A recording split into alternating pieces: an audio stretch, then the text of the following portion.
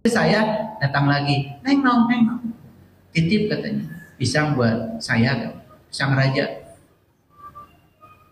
Jadi kadang-kadang yang kita bicarakan itu, ya, secara tidak sadar sudah jadi doa. Makanya hati-hati membicarakan yang buruk. Saya sering ngajarkan ya sama di komunitas saya. Nanti tanah ini kita beli ya, kita bikin villa di sini. Kebeli.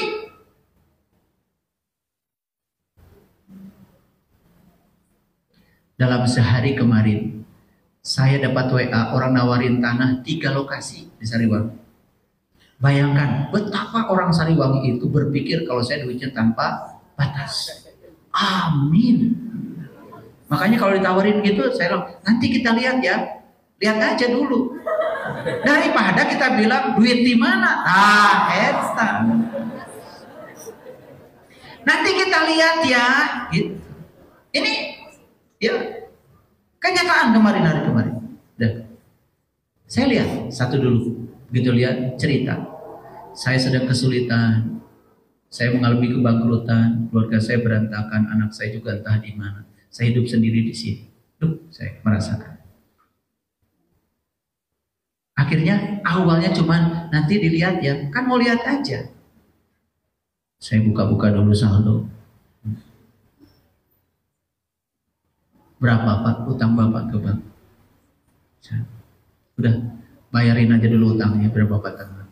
Bapak tetap tinggal di sini. Nanti habis lebaran kita bicara lagi. Kan hari itu yang bisa saya lakukan baru itu. Habis lebaran kita bicara lagi. Ke bank, senang Bapak itu. Langsung ke bank.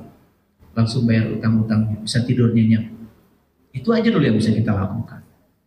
Kadang-kadang bukan soal rumahnya yang paling penting. Tetapi ada interaksi kita. Belajar mendengarkan orang lain. Didengar aja sudah bagus. Bapak Ibu. Begitu ditawarin rumah. Atas di mana abdi mah? Jalmi alit. Tuh. Mau sakit. Iya ada kamu mah jelma letik lain buta. Tapi itu kata-kata sering meluncur kan? Aduh, itu membatasi. Kenapa dibatasi oleh pikiran kita? Udah dibatasi tapi sama Allah minta rezeki yang berkelimpahan. Aneh ya? Aneh apa tidak? Siapa yang aneh? Lanjut. Ini 540. Di atas yang tadi, kalau tadi love, cinta. Ini kesukacitaan, ini joy. Penuh dengan sukacita. Kasih sayang terhadap semuanya. Betul? Terhadap semua. Apapun agamanya, apapun keyakinannya, siapapun dia, anak siapapun, saya menyayangi semuanya. Karena mereka saudara dengan saya. Begitu? Cek sendiri. Kesabaran yang luar biasa. Kesabaran yang luar biasa itu tanpa batas. Kurang kumaha abdi teh sabarna. Teu sabar eta mah. Nu sok kagelang dada mah teu sabar. Yang sabar mah tara ngagelang dada. Rasa manunggal dengan orang lain dan rasa peduli terhadap kebahagiaan mereka. Mendengarkan penderitaan orang lain. Merasa manunggal. Merasakan yang mereka rasakan. Udah gitu? Joy 540. Perasaan selesai dengan diri sendiri. Dan perasaan cukup dengan diri sendiri. Sudah bahagia dari dalam. Tidak bergantung siapapun di luar diri. Sudah begitu belum? Ya ada 500 kayak acan. Ya. Homo atau 540, betul? Ya masukkan dibahas deh. Ya. Ini 600. Peace. Ya, sudah mencapai kedamaian. Dalam dialami sebagai kesempurnaan, kebahagiaan agung, ketiadaan upaya dan kemanunggalan. Bapak Ibu, saya nanti suatu saat akan bicara tentang ketiadaan upaya ini. Karena saya sudah mengalami sendiri. Betapa hidup itu gratis, ketiadaan upaya. Luar biasa. Kalau kita kembali kepada kesadaran murni kembali, nyaris seperti saat kita bayi dulu. Waktu kita datang ke dunia, belum ada program di otak kita. Nyaris semua datang tanpa upaya. Betul? Tidak minta digendong, digendong. Tidak minta susu, dikasih susu. Tidak minta bubur, dikasih bubur. Tidak minta diganti popok, ganti popok. Dulu seperti itu. Ya Allah, kenapa kita sekarang jadi semua serba upaya? Dibangun upaya dan dihalangi oleh program yang kita inputkan di pikiran kita. Ini sains Bapak Ibu, sains ya. Rada gaul sedikit ngaji. Ya. Makanya ngaji dengan saya ada mikirnya kan, pusing kan? Pusing kan? Oh, tadi waktu saya tanya setan di mana, pusing kan? Iya, setelah dijelaskan enggak kan? Dialami sebagai kesempurnaan. Bagi orang yang sudah mencapai peace, damai, apapun sempurna. Itu yang namanya syukur. Tidak mencari yang enggak, tidak mencari yang tidak ada. Dia menerima semua sebagai kesempurnaan. Tidak terjebak benar salah, baik buruk lagi. Semuanya sudah sempurna. Karena tidak ada pekerjaan Tuhan yang tidak sempurna. Karena dia maha sempurna. Yang kedua, kebahagiaan agung, ketiadaan upaya, dan kemanunggalan. Kondisi non-dualitas, tidak terjebak benar salah baik buruk. Bukan keterpisahan. Karena apa? Melampaui intelektual. Ini yang disebut dengan kedamaian yang melampaui semua pemahaman. Bapak Ibu, sekali lagi, pernah nggak mendengar dari batin, kamu kasih, pernah? Pernah. Tetapi kemudian si setan ini mulai memberikan masukan, enak aja, kamu kerja dari pagi sampai sore, udah gitu dikasih. Tambah lagi si setan itu bilang, enak aja. Cari alasan-alasan untuk tidak memberi. Pernah? Jujur ya, pernah? Pernah ya? Oke, ngerti sekarang siapa yang melarang itu? Siapa?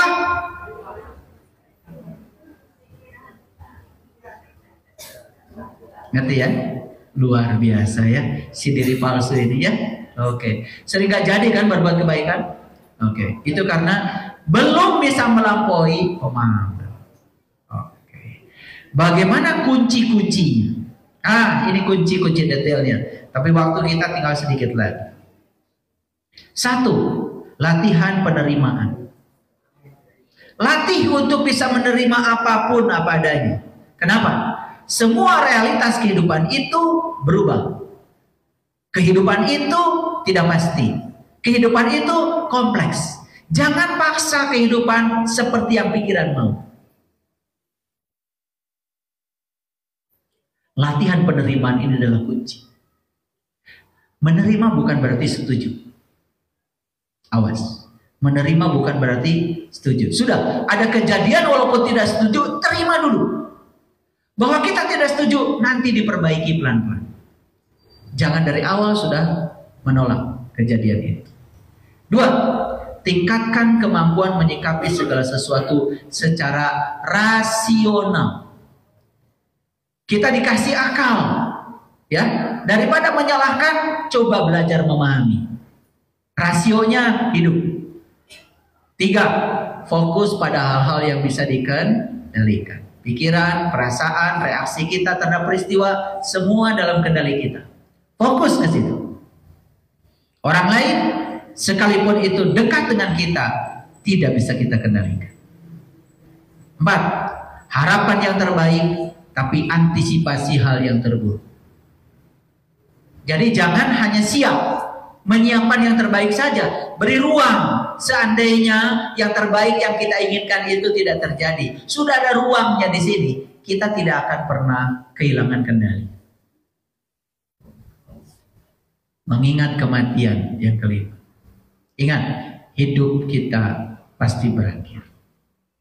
Bukan soal apa yang akan kita bawa, tetapi pertanyaannya apa yang akan kamu tinggalkan dalam hidup. Kamu meninggalkan apa? Apa tidak ingin gitu meninggalkan karya? Ya. Bikin sesuatu yang monumental dalam hidup buat orang banyak.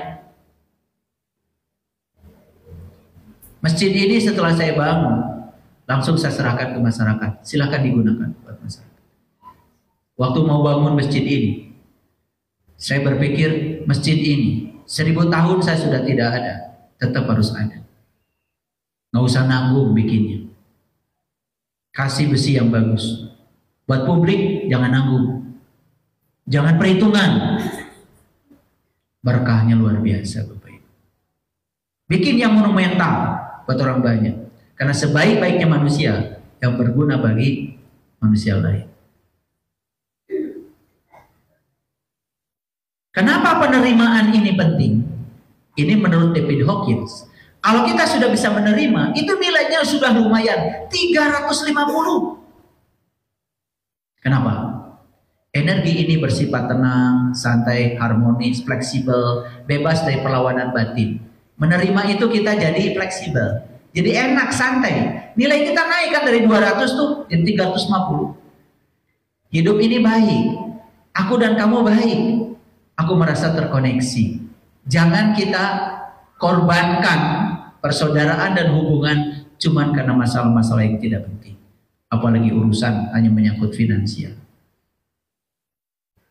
Menerima hidup sepenuhnya dan tidak lari dari masalah. Karena semakin lari dari masalah, masalahmu yang serupa akan datang berulang-ulang.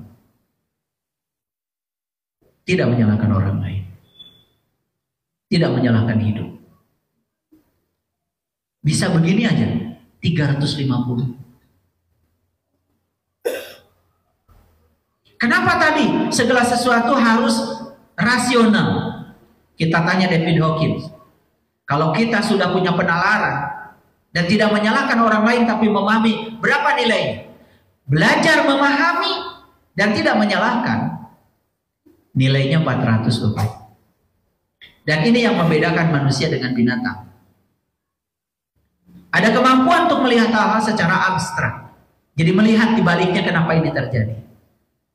Melakukan konseptualisasi. Konseptualisasi membangun pengetahuan dalam diri. Bersikap objektif. Membuat keputusan yang cepat dan tepat. Terampil memecahkan masalah. Lihat ya, buah penalaran banyak. Sains, filsafat, kedokteran, ilmu logika, itu semua buah penalaran. Lanjut, itu baru 5 tadi. 6, menerima keadaan yang tidak bisa dirubah. Ibu, bapak, dengarkan saya. Tahu yang tidak bisa diubah? Tahu yang tidak bisa diubah? Apa? Apa? Masa lalu. Ya, sudah. Apapun yang sudah terjadi sedetik yang lalu, sudah, itu masa lalu. Terima saja. Itu tidak bisa diubah. Tetapi cara kita memandang masa lalu masih bisa diubah. Cara memandangnya. Karena itu cara reaksi itu ada kendali kita. Mengubah ayat apa yang bisa dirubah. Nomor 7-nya, mengubah apa yang bisa dirubah. Tahu ibu, bapak, yang bisa dirubah apa? Apa? Yang bisa dirubah? Pikiran kita bisa dirubah? Perasaan kita bisa dirubah? Reaksi kita terhadap sesuatu bisa dirubah? Ubah itu. Kapan mengubahnya? Sekarang. Jangan dikit-dikit besok. Habis ini langsung berubah. Rubah semuanya. Rasakan kedamaian yang datang. Begitu pengendalian diri ini sudah terjadi, ketenangan dan kedamaian hidup datang tanpa diundang. Kalau saya sekarang lebih tenang ya, tidur nyenyak, vertigo hilang, mual-mual di perut mulai sirna. Saya merasa jauh lebih sehat dan lebih baik. Coba, surga itu ibu, bapak. Ya. Kendalikan emosi negatif. Reaksi kita terhadap situasi yang negatif, kendalikan. Syukuri segala sesuatu yang dimiliki saat ini. Bapak Ibu, saya yakin tidak ada yang tidak kita miliki saat ini.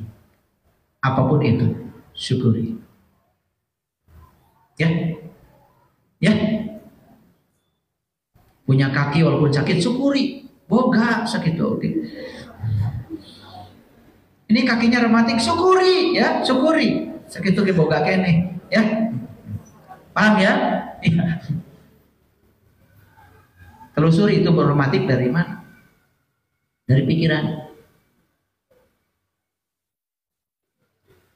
Jangan gegabah membuat keputusan.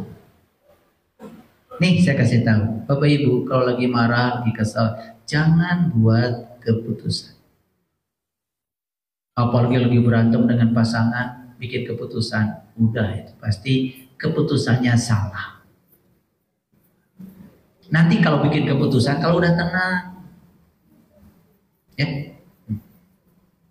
Nanti kalau sudah tenang, ya. Lagi marah jangan bikin keputusan apa-apa. Kalau udah tenang baru.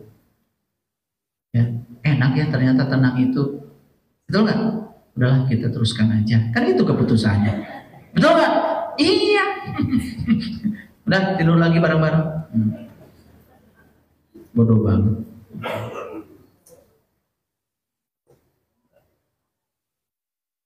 Sebelas, hindari krisis identitas diri.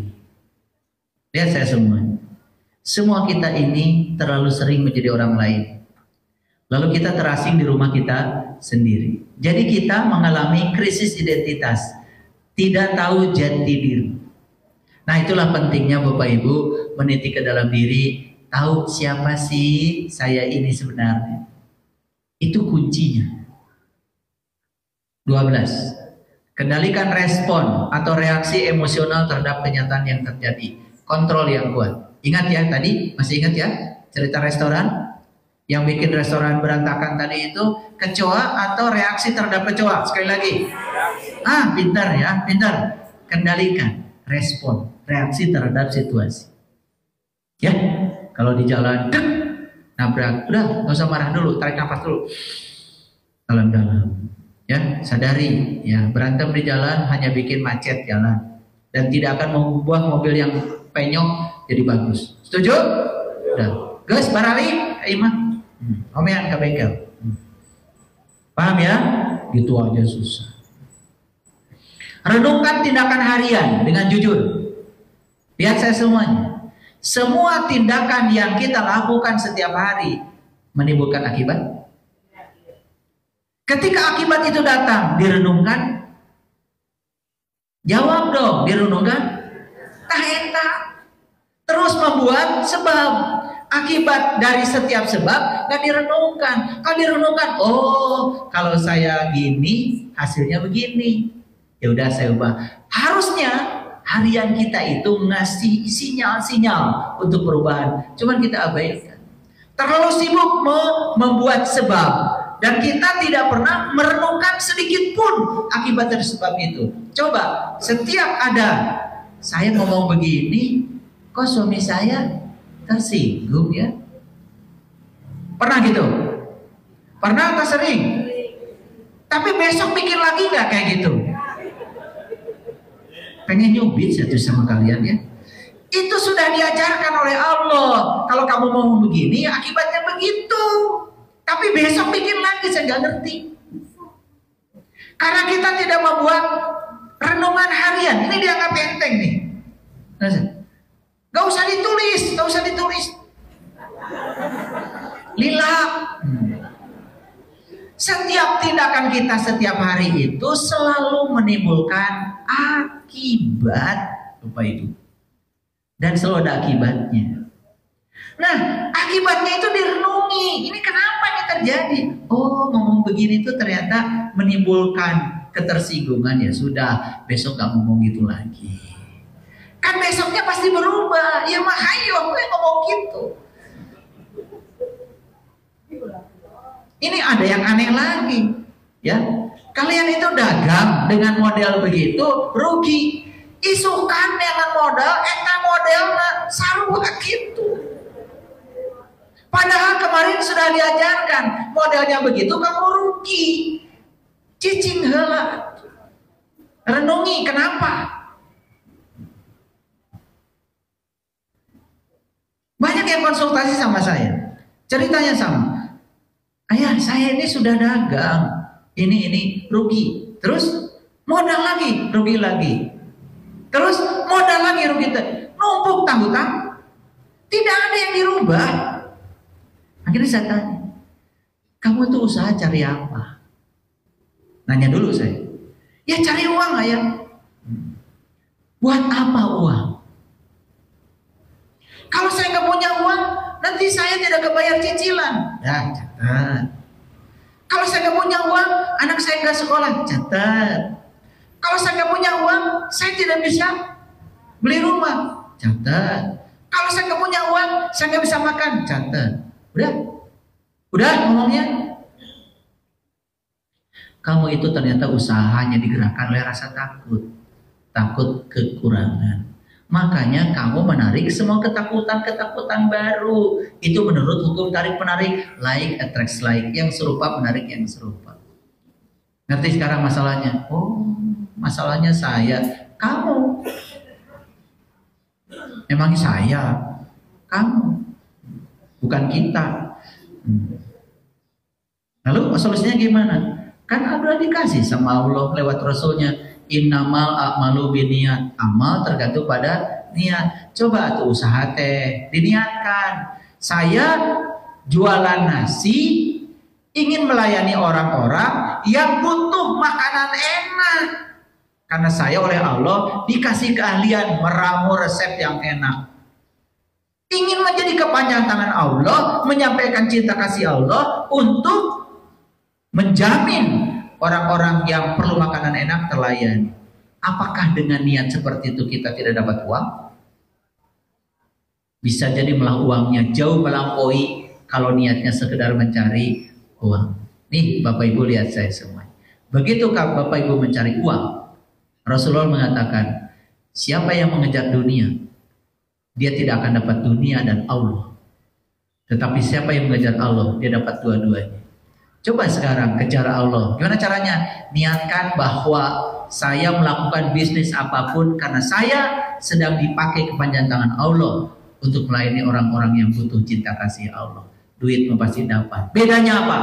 Yang satu mengejar uang, yang satu dikejar uang. Mau yang mana? Tak nungudag-ngudag duit teh tuntung nama rugi wae.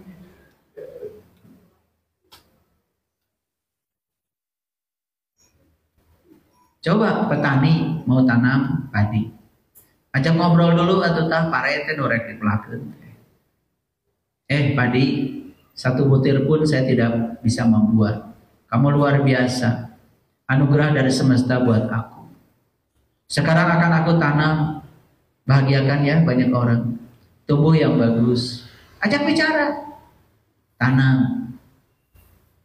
Saya menanam kamu bukan semata-mata saya ingin uang. Karena saya ditakdirkan oleh semesta lahir ke dunia ini untuk jadi petani. Saya percaya profesi saya sebagai petani ini adalah jalan hidup saya dari Allah. Jalan hidup saya supaya saya bisa pulang kepada Allah. Hidup saya menjadi berarti menjadi petani ini. Saya melayani orang-orang yang butuh layanan beras murah dan enak.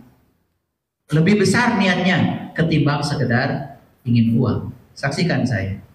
Berasnya akan tumbuh besar, hasilnya juga uang datang. Tidak mengejar uang, tapi uang mengejar kita. Itu namanya dirindukan uang.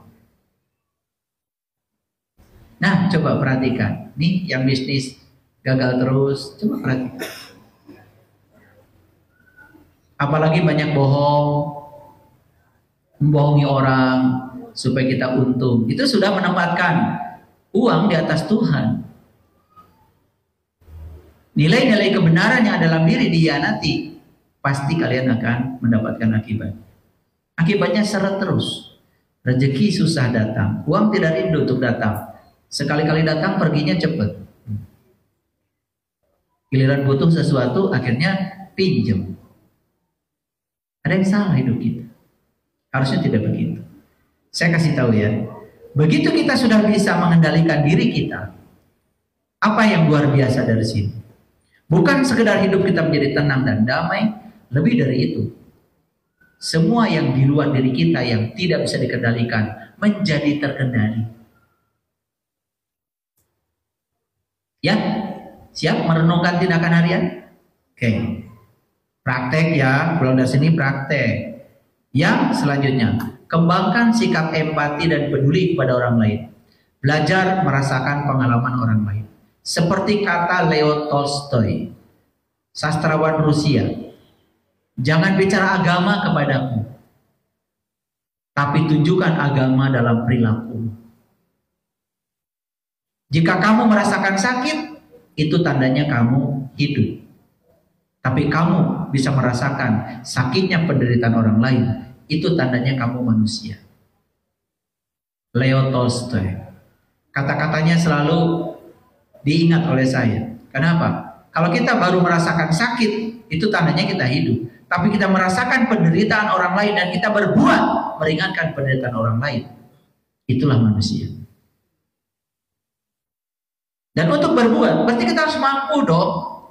Dan untuk mampu, mampukan diri kita, layakkan diri kita, pantaskan diri kita. Sebetulnya, apa yang kita dapat hari ini, kita yang memantaskannya.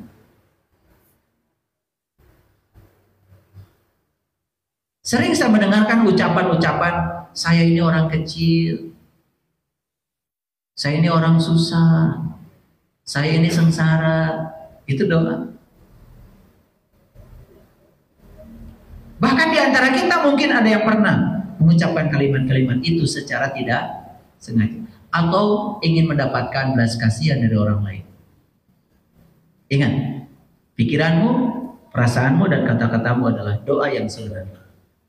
Dan yang terakhir, fokus pada hal-hal yang bermakna. Sekiranya yang dibicarakan itu hanya sesuatu yang menguras energi kita, udah tinggalkan. Lebih bagus dia. Ya, saya bicara itu kalau di sini aja. Kalau di rumah bagian istri saya. Itu istri saya. Di rumah saya nggak pernah ceramah lagi. Bagian Bunda Tati aja. Karena saya udah selesai di sini. Udah lebih dari 6.000 kata. Jadi saya udah sehat. Di rumah tinggal Bunda Tati ya, karena masih butuh 26.000 kata sehari. Jadi bagian istri saya. Itu kan enak kalau bagi tugasnya. Saya bagian bicara di luar, Bunda Tati bagian di rumah. Di rumah saya mendengar aja. Karena ternyata perempuan itu kalau didengar itu sudah solusi. Saya jarang, silakan tanya tuh saksinya. Ada Bunda Tati. Jadi di rumah bagian anak saya, istri saya bicara. Saya diam aja di rumah. Karena sudah selesai saya di sini, udah sehat saya bicara gini aja. Ya, jadi kalian nih yang sebelah sini ya, coba cari tempat di luar untuk bicara ya.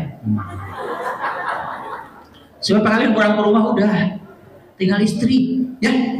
Istri kita perlu bicara 26.000 kata sehari, ya. Kalau enggak nanti bahaya, saya stres. Ya, udah di rumah kalian nggak usah bicara lagi, ya. Paham ya? Udah teriak-teriak di kolam di mana gitu ya.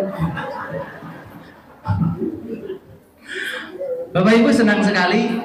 Ya, judul kita udah tersampaikan. Pengendalian diri adalah kunci ya ketenangan hidup dan kebahagiaan hidup. Silakan dipraktekkan. Saya jamin dengan praktek yang semacam ini dalam hidup kita bisa merasakan perubahan hidup.